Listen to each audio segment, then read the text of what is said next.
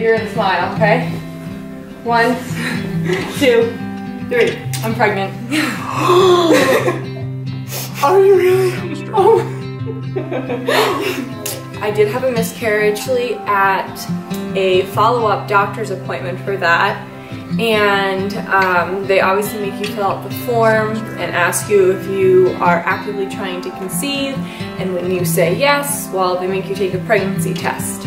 So as I was talking to the doctor, she stopped me and handed me her laptop and showed me that the pregnancy test was positive.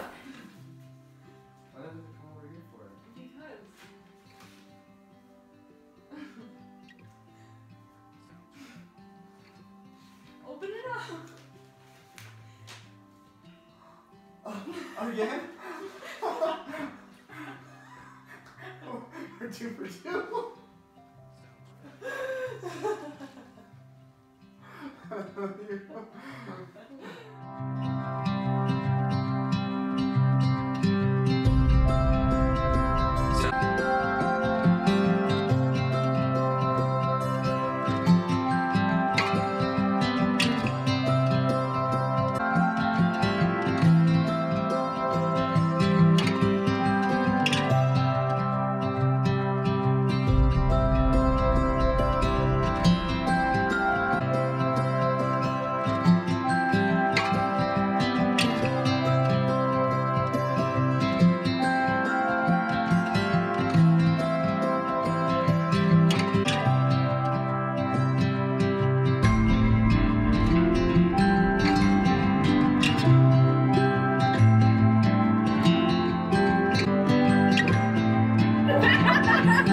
Big enough.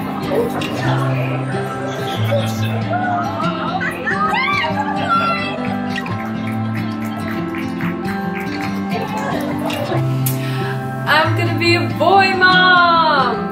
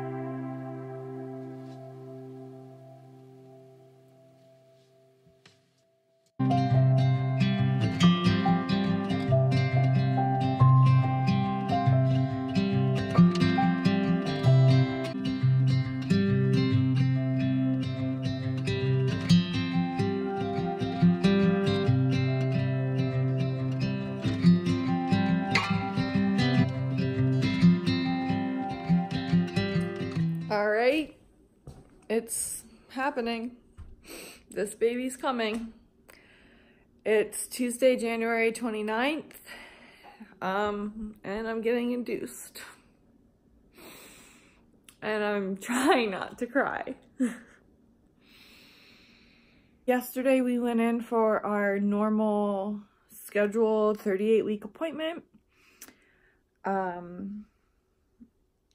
The doctor tried to find his heartbeat and it took a second, but once she did, she noted that he was kind of mellow because it was low.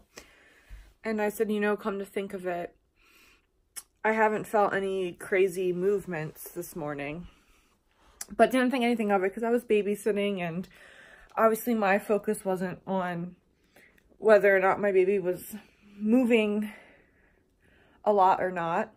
So she said, I'll hook you guys up, or I'll hook me up to the monitor for a non-stress test, and we'll just kind of monitor you from there. So I thought, like, no big deal, like, whatever. It's probably just a fluke. And while I was getting monitored, sorry, I'm on my phone because this is, like, happening so fast. When I was on the monitor, his heart rate wouldn't consistently stay above 120. It was going below like 125, 120, and even sometimes below 110. And they look for about a heartbeat at like 130 around this stage in pregnancy. And obviously it wasn't. And he wasn't moving. So they scheduled me for an ultrasound. She said, you know, he does look healthy. It's not that abnormal, but like, let's just get you on the ultrasound. So we did that, and again, she couldn't find a consistent heartbeat above 120, and it even dropped down to like 106, and no movement. He wouldn't move. However, throughout the day, I would feel him and he did move. It just wasn't like the 6 kicks every hour that you're supposed to feel, or whatever it is. And it's definitely not consistent. Like, it's every now and again he'll move when he wants to, type thing. So with the ultrasound, I learned yesterday, they give the baby 30 minutes to show movement, show breathing, show like a good heart rate, the whole thing. If they don't show any type of improvement or anything in those 30 minutes, they are scored based on a scale of 8, and it goes in 2s. So you can either have the baby score at a 2, a 4, 6, or an 8. And although everything looked like perfect, like he was breathing, he had great oxygen, I had amazing fluids, he was not too big, not too small, like everything looked in optimal, perfect health, but he wasn't moving how he should, and his heart rate was just a little low, so he got a 6. Our son failed his first test, but no biggie. Like I said, it could have just been a fluke.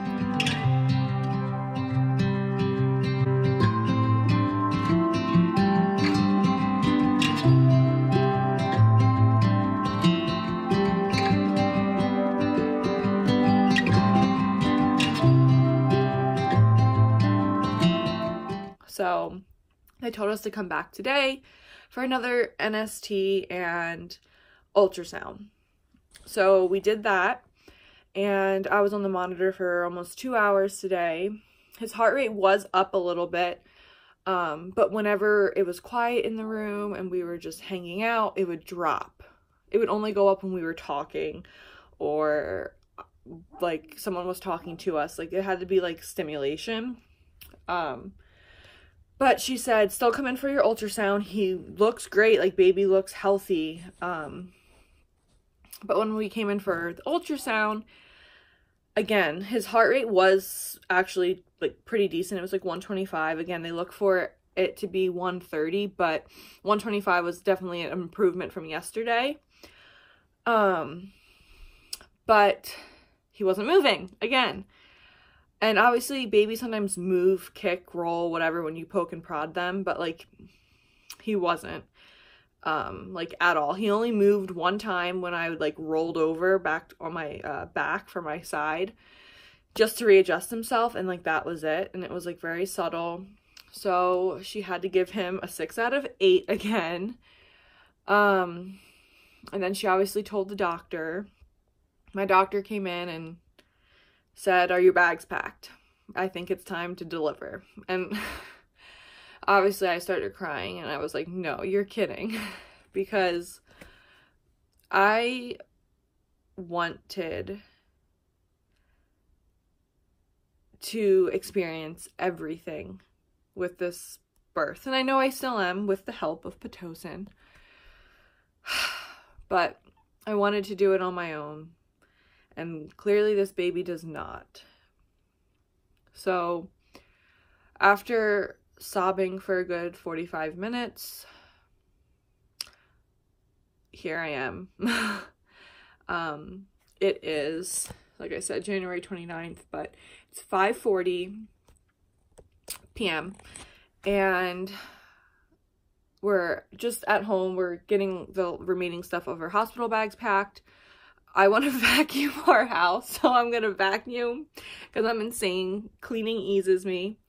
We're taking care of the dogs, and then we're heading to the hospital, and that's that. Doctor said she'd rather induce me now when we're both perfectly healthy rather than wait, because she doesn't see him picking up movement in 24 hours, and the only thing they can do is monitor me, and they're not gonna obviously just continue doing that when he's perfectly healthy and able to come out now with no worries. But I imagine within the next hour and a half, 2 hours, we'll be in the hospital. And I'll see you guys when we get there. We are on our way to the hospital finally. It's 7:30. Clearly I am stalling. I don't want to go. Doctor told me to make sure to eat before, so Mark and I are splitting a pizza and french fries.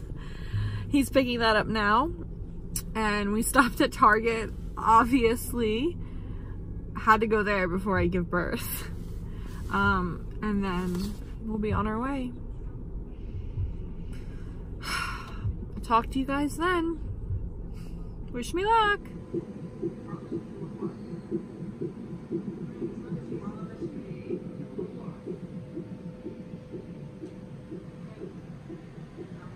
Say hi.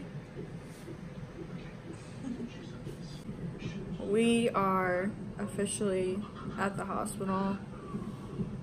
We've been here since like 8. I don't know. What time is it now, babe? What time is it? It is 10 o'clock. And it's 10 o'clock, so only about 2 hours, and it feels like we've been here for 5. So that's awesome. But I have an IV in, as you can see. I got blood taken, and like just like all that fun stuff. I can't wear my own gown because it apparently interferes with the IV, which makes me mad. I'm not supposed to eat, but I'm like starving, so she said I can eat light until midnight, and then after that I can't eat anymore. But she put in a, I don't remember what it's called. It starts with the C, I think, but it basically will ripen my cervix, and it hurts, like it hurts so bad when she put it in. But she's not starting the Pitocin until tomorrow around 8 a.m. So we had a good like 12 hours ahead of us before anything starts really happening. And he's hooked up to like the monitor. So this should be an interesting night of sleep with an IV and hooked up to the monitor. But we got Netflix. And I guess now I just try to sleep and relax and act like nothing's happening. It is now the next day, January 30th, and it's about 12:20. I'm vlogging.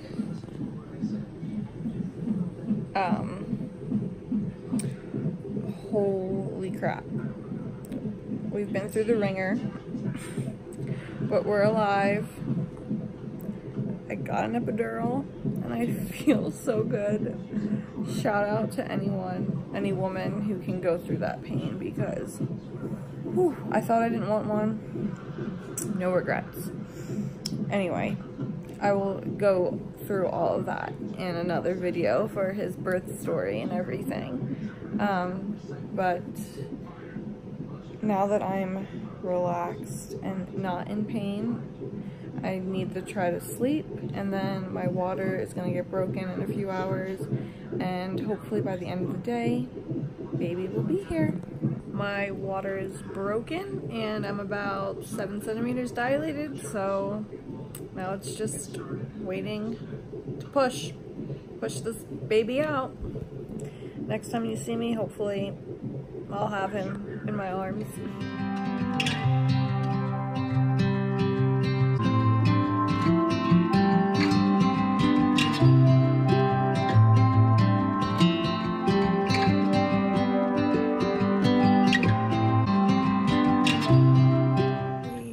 Baby, everyone. Born yesterday, January 30th at 4:08 p.m. He's 6 pounds, 3 ounces, 19 inches long, and perfect. Absolutely perfect. It's now the morning of January 31st. And we're all just coming off of the endorphins of yesterday, which I'll go into detail later. It was pretty wild, and we're just soaking up baby cuddles and all that fun stuff. But he's here just sleeping on my belly, chilling.